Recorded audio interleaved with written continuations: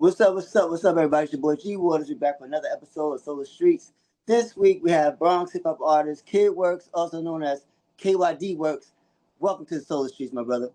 Peace, peace, peace. It's a pleasure to be here. BX is Grateful in you the got me on the building. platform. Yes. BX is in the building, and we got a lot to talk about. Brother got a new song, got music out. Get it done. It's fire, fire, fire. What inspires the music for you? My life, my experiences, the experiences of the people closest to me. Honestly, Okay. like I don't have as much music where it's coming from the, I guess, imaginative lens. I'm doing more of that now because I've pretty much purged all of that part of my past pain that I needed to for them chapters. So now I'm in a more creative element where I could do more, I guess, like story-based songs that got nothing to do with me at all, just being creative. Okay. All right. Well, you call yourself the battle axe of God. Break that down. And what war are you fighting through your music? I was raised in a religious pseudo, I want to say pseudo religious household because it wasn't hyper religious at all. Mm-hmm. Um, and I went to prison from 2010 to 2013, and I found my connection. I want to say to God, my real connection to God when I was sitting in there by myself in solitary confinement. And the whole battle axe thing came from, to be honest with you, there was a woman during the whole 2020 lockdown who I believe was a black doctor. Forgot where she was from, so I don't want to misquote none of that. But she has said in one of her speeches that she wasn't going to back down from speaking the truth and telling the people what was going on because she knew that she was the battle axe of God. So that quote specifically has been with me since 2020. I had a close relationship with God that I was aware of since, like I said, my time in solitary and in prison. But that term battle axe and her standing on the idea of speaking truth in the face of adversity and me knowing what I was going through with court and all of that shit during that time period, it hit me. It resonated on all aspects, and it's just been something I stuck with since. I'm the battle axe of God. I know I'm here to speak truth in the face of adversity, regardless of what the initial impact may be on me. That's what's up. And what war are you fighting through your music? Shit, I'm fighting the same war that everybody fighting, the war to be the greatest version of self in a world that seemed to be going to hell in a handbag. I could get that. I fucks with that, right? Now, the Bronx is where this hip hop thing started. How does being from here shape your sound and your attitude toward the industry? Um, I think sound wise, it shapes me because I have a great reverence for the OGs of hip hop. I've even been blessed to be around some of them. Um, I was just at the 24 Hours of Peace celebration in Newark, New Jersey, doing behind the scenes work for Cool G Rap. You know what I mean? Okay. So I was just with 9 That's the OG from the Bronx, the original DMX voice before there was a DMX. I was with him, interviewed him, did his show. He had me on stage. I was his hype man. So it's like I'm one of them people that believe in putting in their paces, and I believe that comes from me being from the Bronx. My family took me out the Bronx when I was 5 in the Westchester County, and I just ended up coming back down to the Bronx. I was back and forth, caught my first case when I was 16.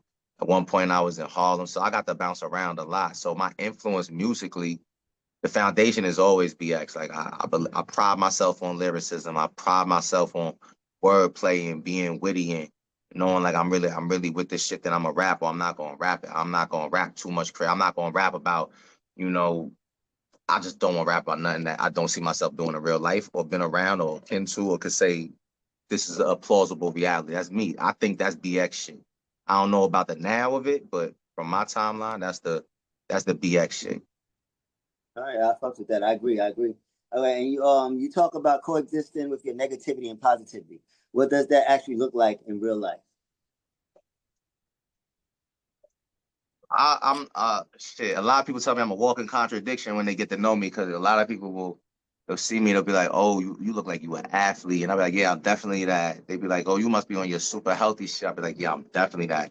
And then they'd be like, "Yo, what you doing?" I'll be like, "What you mean?" They'd be like, "You got a bottle and a blunt and a da and a da." I said, "Yes, what?" And I'll You be can like, I don't multitask. understand what your confusion is. And they be like, how you healthy? I said, nigga, I ain't never sit here and say I'm the perfect man. I ain't never sit here and say that because I do, have a knowledge of self and know that if I don't create some type of balance for myself, that I'm rolling the dice and there's a higher probability for things to not go in my favor. I'm just playing the numbers game on some G shit. And it became a passion for me. So balance for me and dealing with the good and the evil and the angel and the devil on your shoulder is just me being honest with myself and being aware of the things that I do choose to, partake in. Um, and then being real with myself. Is this a hindrance to my day-to-day life? Is this a hindrance to my interactions with the few people that I care about me? Is anything that I'm doing in this point in time in my life creating, bless you, creating rifts, bless you, creating rifts or shifts between me and the people that are closest to me? If I could say no, then I know that to some degree for my world that I live in, my balance is there and observable. When I gotta be honest with myself and say, damn, nah, like I can see that I'm falling off here and I ain't been talking to these people and my workouts is suffering, my food is suffering. I'm not, my mind ain't right. I'm honest with myself to know that I'm being impacted and influenced, whether it be from the internal or the external. I'm being influenced and it's more towards the quote unquote negative. So balance for me is just that, doing the action day in and day out to maintain the semblance of balance or to shift the scale to get closer to a semblance of balance because I recognize I am in balance in the moment. All right. Well, can you give me a time where you had to embrace both to keep it moving? Both the good and the bad? Yeah. Shit. I mean, one of the easiest ones was when I was dealing with the family court shit a few years ago. And long story short, my ex followed me into a gym, supposed to be my place of comfort, my zen. I ain't even know she was there. Called the police and got me locked up. Oh. So if anybody know about family court, you could get temporary orders of protection. People got to err on the side of caution. Allegations get made for the public record. I beat it all. My case is public. Everybody could Google my shit. I don't give a fuck. I fought my shit for a reason. Took it to trial. Sure didn't show up. Pop one. Boom. Dismissal fully. So good and the bad was I got locked up in the gym. I lost the clients that I had. I was working in the fitness industry still as a trainer because I got a company Alpha Fitness with my brother Assaul, shout out to him. And we was working with youth. We was training some kids, D2 athletes, D1 athlete, people that was going into the NYPD, etc. It closed the door. And in that moment, I felt like, damn, a lot of what I was working for kind of crashed around me because I was like, even though I know I'm going to beat all this in the end, I'm thinking public image. I just got arrested in a gym. This is, again, my supposed to be my zen. I got to, people Yeah. know me to be a trade. Like, I got too much that I did from the time I got out of prison in 2013 to, I think it was 2019 when I got locked up, from being on the righteous path, consciously doing the work to, trying to balance out my scale to be sitting here back in handcuffs. So there was this brief moment where I was like, imploding. Like this shit is like I fucked up. I can't believe I let myself, and I blame myself, even though Shorty got me locked up. I don't put the blame on her because I had to put somebody else in a position of power to have power over me in the first place. So I'm not even Right. like, yo, you did me. I did myself filthy. I did myself So filthy. that's dope. You have self accountability. That's what's up. Yeah, and I think that was one of the biggest moments of me, like being able to take the good with the bad and move forward because it did force me to go deeper into my craft with music. It was a year after the K Slade thing. I did the K Slade mixtape, God rest. He ended up passing away not too long after that because 2020 came and then COVID and all of that. Right. So it shifted me and shifted my gears before my gears were completely shifted, whether I wanted them to be or not, because everything shut down March 16th, 2020. So I was just able to use that as a pivot point, and it almost prepared me for what happened later on when everything shut down, because I was already in the mindset that I have to do something else because everything that I was leaning on that other people could touch right now, I was nervous that what if she do this again? And I was walking on Right. eggshells. So it forced me to get creative. It forced me to That's get crazy. creative. And that was me dealing with, my angels and my devils at the same time. It's amazing how everything just works out when you don't think it's going to work out. It's just like it's crazy. It's crazy. All right. So, do you think hip hop today gives artists enough room to be flawed and honest? Yeah, now more than ever. Uh, Now more than ever. And I don't want to say that it's quote unquote hip hop. I say it's music because hip hop as a, the fundamentals of what it is. If you talk to certain people, that becomes a point of contention and an argument of like, this isn't hip hop, this isn't Mm-hmm. fundamental, this isn't. So as someone again that I truly understand and overstand that conversation argument, I would say that music in 2025 is more open to individuals being themselves now than ever because as so many people have said, there's no more quality control. You could just put music out, and if the song pop because of the internet, it pop. You build a fan base, you're a force. You're there. A great Right. example of that is Little Nas X. Uh, people argue that nothing he ever did was hip hop. There are people that argue that, but then there are people that say it is hip hop. It's just, like the growth of hip hop. There's arguments for either direction. So I think to nullify that and to give it, just the honest observation, it's just music. 2025 is a different. We're in a different world than 5 years ago, 10 years ago, 15 years ago. True. We're changing so fast, and right now with social media, all these different movements, all this self empowerment, I don't think anything's right, wrong, in between. Just observing it, everybody feel more confident than ever to be themselves, especially rappers. Now I say hip hop, rap, that genre, especially there, because a lot of the things that were taboo before, knowing you couldn't make no coin in the game if you even referenced it, that's just out the window now. It's out the window. So True. yeah, I think artists are more free than ever. I don't know. I don't know if it's good, bad, in between. It's not on me to Right. determine. I Right. think for me, I think I was gonna go in the same direction I'm going regardless because I never really cared too much about what was going on. I was never signed to no major labels. I was never a commercial artist. So I was always operating from the space of this sonically makes sense to me, period. That was always my start Okay. and stop point.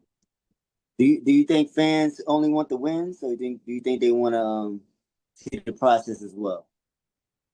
If it's the old school fans, I think they only want the wins because they the ones that they never saw celebrities beyond the curated image that they would get.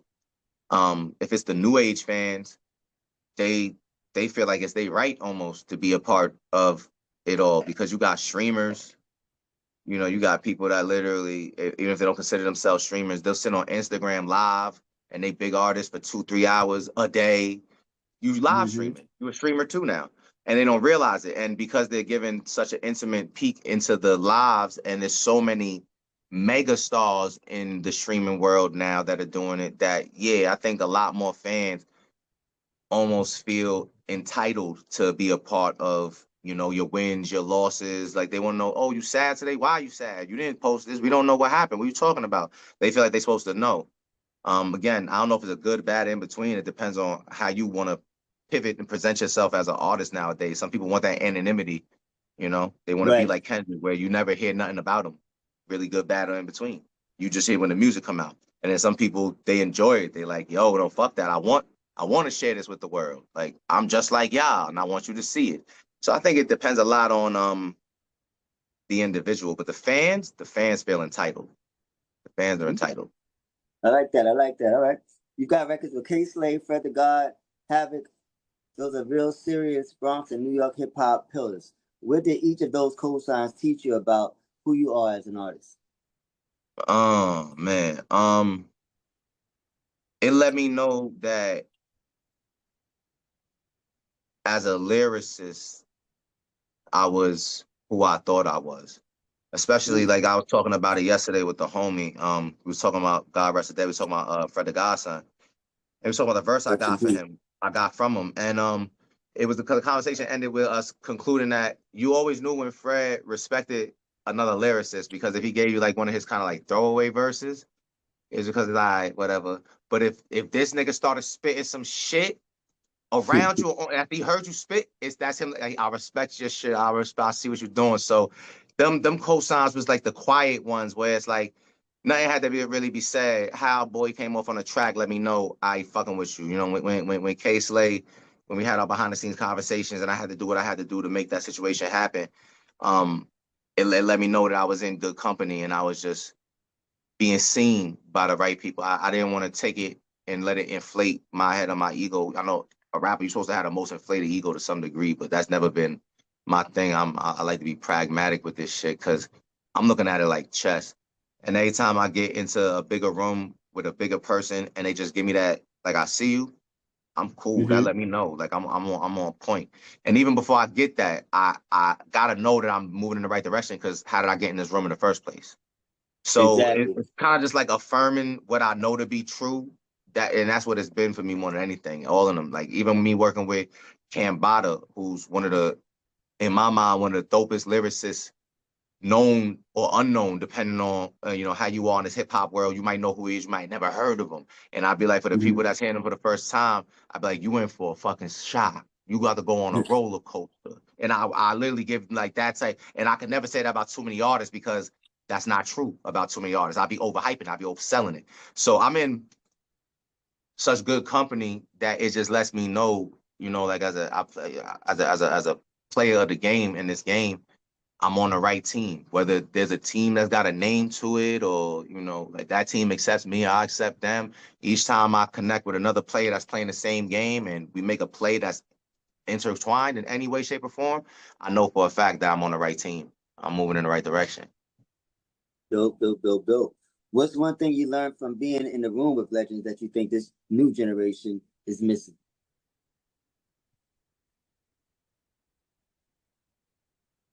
I think, I think I know that what I would learn in those moments and have learned in those moments talking to certain OGs, people that got 20, 30 years in the game, people like Non-Double M, um, is that you'll be able to, they're transparent. A lot of them are very transparent. And you will, if you're willing to listen with the intention to learn, you will That's key. clearly see yourself in them. You will clear, obviously, because everything that the aspiring artist is aspiring to be, they've already done. So all of that weirdo shit, yo, y'all niggas don't understand. The fuck do you mean? I say shit like, oh, I sat with Non-Double M and certain people don't understand that that's legendary shit. I be like, nigga, you just didn't hit Google yet.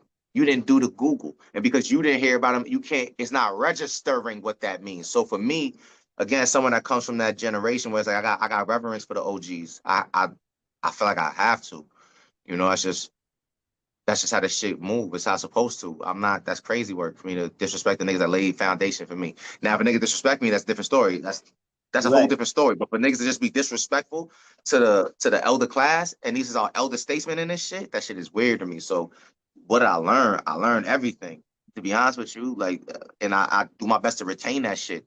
If and when I get my opportunity to do this, because you did, and I want to do that big stage, don't do this when I leave there. When I get this big check from this opportunity, oh shit, I can see that I might have done the same thing now that I listened to your full story. I'd be like, damn, I understand, boy. Yeah, we was around the same age. You got the money. Oh wow, I could see how I could have did all of that and then some. So for those that take the time to listen, it's like it's you playing 5D chess. It's like I might really save myself future millions, and I'll never even know to go back and thank this motherfucker. He the one that saved me from me. That part. Damn. Sheesh. Do you ever have to check some of these the YNs on that type of time? As far Um, as just respecting the elders, the other statesmen, the OGs I in I the game. I feel like I'm an intermediary, almost like a liaison. And I'm blessed to be in that position. I'm never going to try to puff my chest. I've just been blessed and fortunate enough that I work with a lot of young artists. I'm in the Culture Music House right now. We in the home base studio right now. Podcasting is downstairs, video shoots is downstairs, green screen is downstairs. This is a one-stop shop for artists, in-house production. We helping them with actual distribution, not just that third-party aggregate shit where we really trying to get the checks, walking in the rooms and talking about catalogs and adding your music into the catalog. We playing the game different. So when we talk to the youth, I don't treat them like, yo, I'm talking to the youth, because even that, like, as soon as you guys say, not you, but as soon as any of us say it like that, we just drew a line of distinction. You're different than me. True. We don't gotta verbally draw lines of distinction. Everybody know they different than each other. It's visible. It's like when a 3-foot person walk in the room with a 7'3" fucking person. Nobody gotta say, damn, you're really short. Everybody fucking knew that, dog. Everybody knew that. So I feel like when we stop doing those things, and that's me. Let me say that for me. When I stop doing those things and be like, yo, y'all know y'all niggas is young, y'all gotta. When I stop doing that, remembering that when niggas talk to me like that, even if he was 5 years older than me, I was ready to fight. I'm be very honest. So it's extremely offensive to me. I don't give a fuck if I was right, wrong, in between. That's what niggas told me. You feel the type of way, nigga, pop, and y'all can figure it out after. So I don't never want to try to little bro none of these niggas, because at the end of the day, y'all might be hyper intelligent. Y'all niggas might be geniuses. Who the fuck am I? Because you're younger than me, I'm gonna presume and assume. So no, let me talk to you. Let me talk to you like I know you gonna understand this shit. And let me make it real simple for you. You came here to learn. It's better for you to learn from him. Why? Let me tell you why. Because I learned from him. And look what I did. Oh, you ain't got no songs that did 300,000 yet? Look, mine did. You ain't got no videos on YouTube that did this. You ain't collect a check off of none of this shit yet. You want to do all of that? Shit, I want 10 times that. I got my first one fucking with him. I'll make it simple. I shouldn't have to fill in the blanks. Fill in the blanks for yourself. And if you can't, it's no love lost. You could always just rent your studio time and go to the next spot. It's no love lost, because we're here to provide a service. But for those that want to take us to the next level, it become like a training camp. It's like boot camp. Nigga, why don't you have a single out the right way? Oh, you don't own the production? Why don't you own the production? You don't understand the points? Why don't you understand the points? You're not registered? Why not? So by the time you leave here, you should never feel like this nigga stunned me. Nah, this nigga leveled me the fuck up. This nigga made sure that now when I go to the next room, nobody gonna be able to play with this check. So I treat young niggas the way young niggas supposed to be treated, like men. Because when I was a young nigga, it wasn't nobody telling me I wasn't a man. I don't give a fuck if I wasn't a man yet. You wasn't finna tell me that. We gonna fight. There's gonna be problems. And maybe not everybody gonna fight now. Now you got more niggas want to shoot, stab, blah, blah, blah. So just addressing motherfuckers with the respect that they deserve, and whether some people feel they deserve it or not, different conversation. Treat them like they deserve the respect, and then gauge it from there. Not too many people act crazy when you treat them, when you roll out the red carpet for them. You dig what I'm saying? Yeah, especially young niggas that's used to all this opposition and niggas is acting shady and moving wonky and shit. If they go to a space and niggas roll out the red carpet for them, and it's like, bro, you need a water, bro. What you want to smoke? Yeah, smoking is cool. Drinking is cool. Bringing your guests is cool. All of that shit is cool. We gonna make sure you get the A1 product, everything Gucci. We got you. We gonna keep. Why would you come in it? It's hard to maintain certain negative energy. You get what I'm saying? Yeah. So that alone disarms talking to YNs, you whatever you want to call them. To me, everybody just a person. That's how I treat it. Y'all all just souls. I don't give a fuck if you, because the 60-year-old nigga I talk to sometimes is less comprehensive and less intelligent than the 18-year-old. And there's no rhyme or reason to it. Because sometimes the 18-year-old is a fucking genius savant, and you can see he's about to be a millionaire in the next 2 years. And so again, there's no rhyme or reason to it. So for me to be presumptive because you younger than me, I'm not doing that. I'm not doing, because I literally was out thinking and out talking majority of motherfuckers for the past 20 years of my life, no matter what their age was. Okay, all right. You built over 90K on TikTok, 53K on IG. How do you keep it authentic while still playing the algorithm game? By playing the long game and being comfortable with slow success versus the initial success. As someone that's had a bunch of viral moments over the past decade, there was a period of time when my account didn't shift from 3,000 to anything for probably 6 years, and I ain't lose steam. And the reason I ain't lose steam is because I personally, as I was learning social media, because it was new, so let me be very clear, I was learning, as we all were as I went, I was comfortable with the fact that I was still doing what I had a deep passion for, and it was rewarding to me. I was that person that was able to say, if I did the show and 5 people at the show knew my words to any of my shit, W on the board. I was that guy, because I literally did shows where 0 people showed up, and I still performed on that stage like there was 1 million people there. I don't care. I felt like I was just doing my paces, and in my mind, it's still the same game. I'm just running my paces. Everybody's journey is different. If I ever try to compare it, I'll lose my mind. I'll be done. I'll just be done, because by anyone's standards, you start putting shit on paper, you be like, it's not a sound investment. But then you see what the industry's turned into.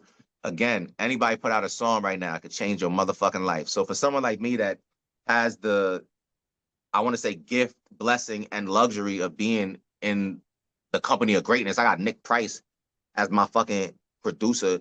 Nick's latest release is literally Wu-Tang Clan, Master Killer, Method Man, and Snoop Dogg. You know what I mean? Album's out right now. The video's out right now.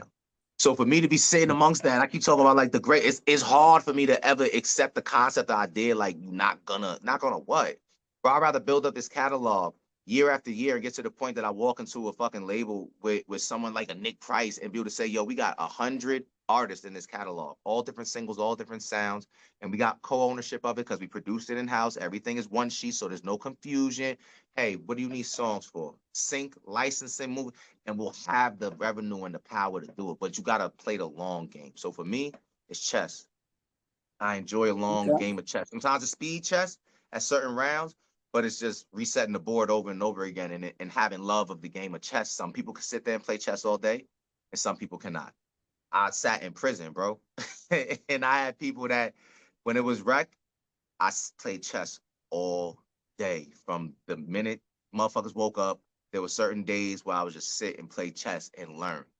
Because one thing I needed to learn, and even up until the most recent few years, was how to be still. I got all the energy in the Mm. world. It don't seem to want to stop. It's not a good or bad thing. It's an observation. But if you can't be still, then that means you are imbalanced. And life made me park myself too many times for me to recognize and accept that the overarching lesson for me was to be still. So that became my lesson with this music shit too, was to keep doing what I was doing because I was getting closer and closer, never further away from what the end game was. So I had to just, enjoy the paces of it. So 90,000, 9 million, I'm gonna be the same. In my mind, there's nothing to make me feel like I'm gonna be any different because there are people that treated me different when I hit 90,000, like I had 1 million, and I have not changed up. So I don't see why I'm going to change with the next 9 million because I see this for what it is. These are all vehicles and tools, and I'm here to be a service to people. And me being a service to people through the transparency of like my process and all this shit and how we building out the company and everything, I feel like Mm-hmm. there's no way it don't put me in position to win big. There's no one could convince me otherwise because I become too valuable of an asset and one that becomes trusted. And you gotta Okay. earn that, and it don't happen overnight. You gotta do that shit. You gotta run paces. Niggas gotta see over and over and over and Good. over and over and be like, he's still the same. It's been 10 years. Maybe I could call this motherfucker. And when you think about really big fish in this shit, the multimillionaires, the people that are the tastemakers and shit, they'll watch people like me, they'll watch people like you for years, and you'll never fucking know. And as someone that has 53,000 followers on Instagram, and at one point I started going through to see who some of my followers were, bro, I have industry following me, directors, producers, actors, people on some of your favorite shows. Shit fucked my head up for a minute. So I was like, but it reminded me they're all aware of us now in this age. That's the whole 2025 thing that we're all being seen. So when you stop worrying about being seen and just do what it is you want to be seen for and really just double down, Mm. triple down and keep reinvesting into that, That's the you're key right gonna there. have your tipping point, no matter who you are. And as someone that started his Instagram page, I think if you like, because you can see everyone's thing, it shows you when we started. I think mine started in 2011 or 2012. I was in prison. Anyone can check. I was in prison 2010, 2013. I've been on the journey since prison. I was doing interviews. I started the whole interview process from prison. Shout out to the Advocate from Jersey that did my first mixtape when I came home from prison, Rise of the Lost, Volume 3. I knew from then that this was what I was gonna do. So I started playing the game for the long game from 2000 and whatever in prison. So for me, using social media as a tool, it never bothered me to have these long moments of inactivity. Right. These Okay. long moments of it went from millions of views, everyone sees me, to 5 views, nothing's moving, shadow banned, suspended. I went through all of it. And I'm the same person that's been preaching online for years. The faster you learn to disassociate from this and detach from this and use it for what it's worth, the faster you'll gain success. The more I did it, the faster I gained my own success. So I'm just running the paces, knowing that for me, I'm not here to play a character or a role that makes it easier for me algorithmically. Maybe I should. Who the fuck knows? That's someone else's opinion. That shit ain't gonna never sit well with me. I can't. Let me I'm an ask you. artist. It, I'm an artist. it, This shit is all my canvas, and I'm gonna paint what the fuck I feel like painting day by day. is there anything you won't do for views or clicks, even if it could go viral? Anything I won't do, Yeah. there's mad shit I haven't done. Yo, man, there's mad shit I haven't done. I'm Mm-hmm. fucking over 6 feet tall, and fucking my producer Nick be telling me I look like a fucking professional wrestler all the time. Shit is fucking hilarious. I don't run around in tutus and shit. Do you know how fast I go viral? I'm not gonna stay and play no type of dumb games with nobody. There's a list of ways that I could easily run my fucking numbers up. And I don't care what nobody says. This is real shit because it's just the shock of it all. The numbers is gonna go. Right. If I'm willing to throw on a fucking tutu right now and walk down 125th Street and niggas film it and I start and it's viral. I promise you, I gotta ask stupid questions. It's just regular. So what color is the sky? Because I'm wearing a fucking tutu, I know it's gonna do numbers. It's how the internet work. So yeah, there's a lot of shit I'm not willing to do because it's just not me. It's not comfortable. It's not in my purview. I'm not throwing on a fucking dress. I could easily go on Times Square right now. I'm over 6 feet. I could throw on some fucking heels and be closer to fucking like 6'6". I could do some stupid crazy shit, bro. Really draw attention. Views out the roof. Views. I could go dance like the goofiest motherfucker possible. Again, just because of the height, all these things is going to generate views. The shock, I know how the internet works. Easy views. Easy views. That's not what I want to do, personally.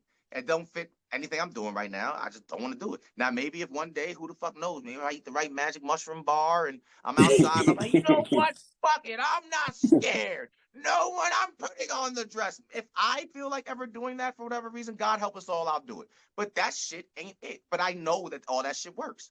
I know. I literally tell certain people because I've coached other artists. People have hired me to help coach their shit. And I'll tell them, like, bro, if you're willing to do what the fuck ever, bro, you can go viral. We can get you viral in 30 days. If you're really willing to do whatever, I got you. We can run your shit up in 30 days. You won't recognize what's happening on. You won't even know what to do with it. But those are the people that are willing to do whatever. Whatever, yeah. Yeah, none of that shit. And again, no right, wrong in between because that's their life. Right, They you gotta do what makes you happy. With it, they happy with it, they comfortable, they sleeping well, God bless them. Who the fuck am I to say anything? They winning. That's how they wanted to win. They won. Why would I be mad? But I just know for me, I always feel weird. I got sons. I got daughters. I literally always for the rest of my life on a personal level feel kind of weird about it. Maybe I'm wrong, but again, that's how I'm programmed. And I'm confident and comfortable to be okay with that. Nah, I respect you know what I mean? that. So this hella shit. I'm never Gotta going to do it that. viral. Never. All right. But your bio says rise of the lost. Who are the lost right now, and how are you trying to wake them up? I feel like we all lost to some degree. And the person that swears that they are found and they found it all and they got all the answers, they're emphatically wrong. And they're doing everything in their power to just try to pull people in. And there's nothing wrong with that. You know what I mean? Everybody wants company, whether it be misery, joy, everyone does want company. So I'm not saying that anything's right, wrong in between. The lost is everybody. Because who the fuck really knows? That's our reality. Who really knows? We living in a world where we still trying to figure out why the fuck we even here. And everything that we thought we knew year after year, whether you doing, not you, but any of us are doing personal research to see what's changing in our world. Bro, at one point, I remember we thought Egypt was the oldest shit on the planet. At least that's what they told us in school. That the pyramids was the oldest shit and nothing was before the pyramids. I remember that. I didn't make it up. I remember it. And now there's places like Gobekli Tepe that predates the fucking pyramids by damn near 10,000 years. So we living in a world where we know so little that the last thing I'd want to do is lie to you and tell you that I know. I know the little that I know, and the little that I know, I really don't know. You see what I'm saying? But I'm okay with the fact that we live in a world where we need to have some tangibles and conversations, and you can't just be so aloof. And yeah, fair enough. But I'm not gonna let myself be so constricted and restricted in my thinking. So the lost is everyone right now, period. We're all searching. Every single one of us are searching. Whether we acknowledge that we're searching, we are all searching. Why? Because we're all alive. All we're all still here that's to a search. fact. So for the whole lifetime, we're searching for answers. That's it. We are definitely all searching. Let's see. What's the hardest truth you had to swallow about yourself while building a movie? The hardest truth that I ever had to swallow was that there's no one that I could save. I, for a long time, specifically when I first got out of prison, I thought that I was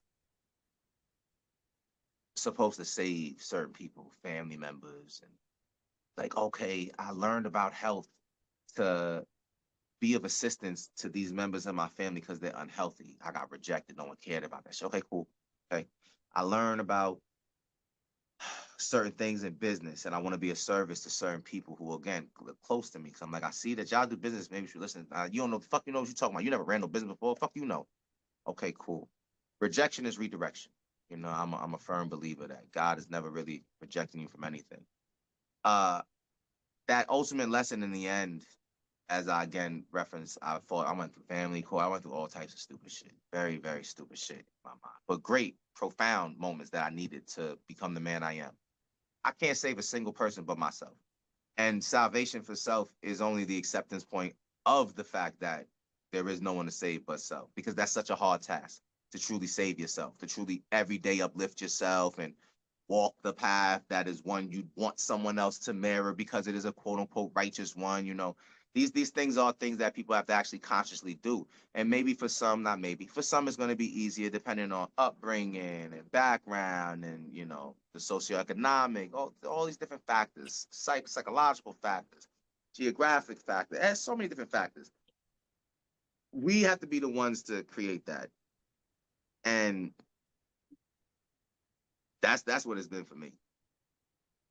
Have to That's create dope. That's dope. Let's say the Bronx is in a new era right now. Drill, melodic, lyrical. Where do you see yourself in that mix?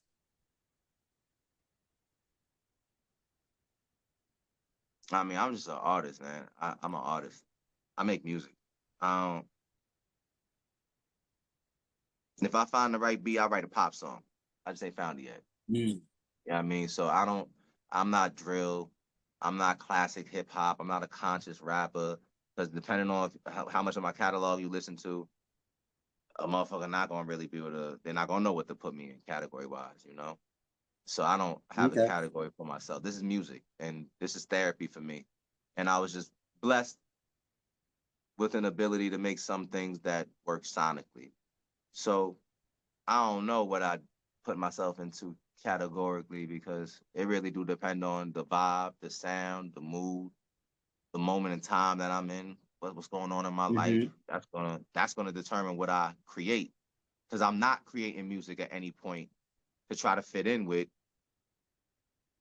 anything. Anything. Never Yeah. have. It's never been my thing. Dope. All right.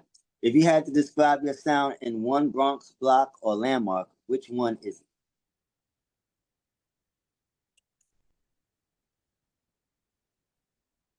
Yeah, like Fordham, it? Fordham? Fordham Road. Yeah, hell yeah, All right. yeah. Fordham. Because you get a little bit of everything. You get everything you need. You get everything Facts. you need. You get some fly shit. You go down the block. You get some ratchet shit. You know what I mean? You might get some. You go to the right spot on Fordham tucked away. You get some little intellectual shit tucked away. I mean, everything is on Fordham. That's what's up. That's what's up. All right. When they tell the story of this era of hip hop, what chapter do you want KYD Works to represent? Innovation, innovation. Okay. I want to continue to play around with different sounds, mash up from an executive producing level, bring different artists together, be a part of different projects. I want to innovate. I see so much happening in the landscape of music. I think it's dope. So, you know, seeing some more of these different crossovers and mashups of different sounds. You know, I'm a big fan of funk. I'm a big fan of you know, the Jersey club scene.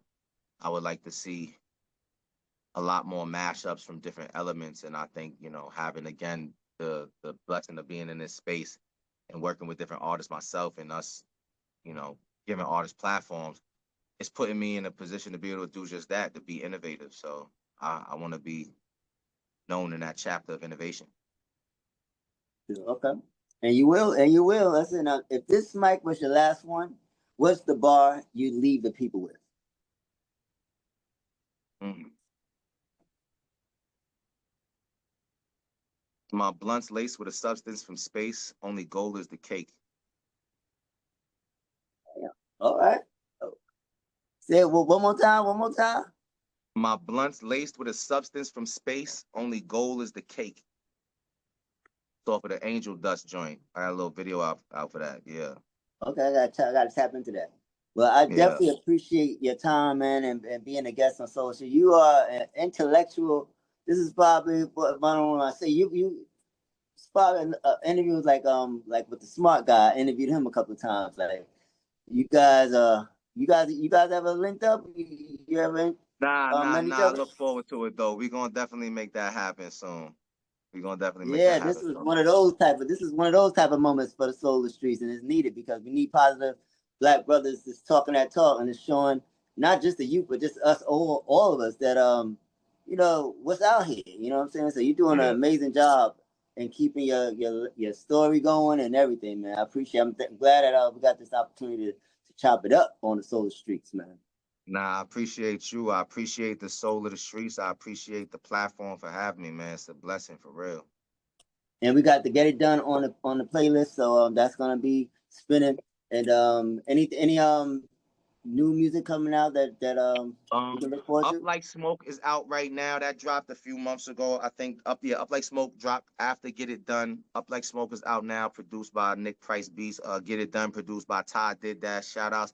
Todd Did That now. I'm for Peak Skill. What up? I got way more Nick Price Beats on the release right now on slated. The newest one that we about to do is Under Pressure. I've been teasing that. We about to drop the Under Pressure joint. I'm going down to Atlanta. We're gonna be connecting with a couple of strip clubs out there, getting a little bit of motion, and running a little circuit out there real quick. So Under Pressure's on the way, but Up Like Smoke is out right now. Okay, so and how can the people find you on social media? Everything is KYD Works. As the KYD WORKS. It's always Kid Works on all platforms. You ain't never got to search for nothing else to find me. That's what's up, man. This brother here is a deep brother, very profound. This is a profound segment here on the Solar Streets. I'm inspired, and I'm looking forward to everybody checking this interview out because it's going to be something that's going to open their ears and their eyes, and we're just going to continue to tap in and be inspired by the greatness of Kid Works. Appreciate you, my brother. I appreciate you. I appreciate you. Big love. Until next time, everybody, doing what we got to do. You feel me? Until next time, peace.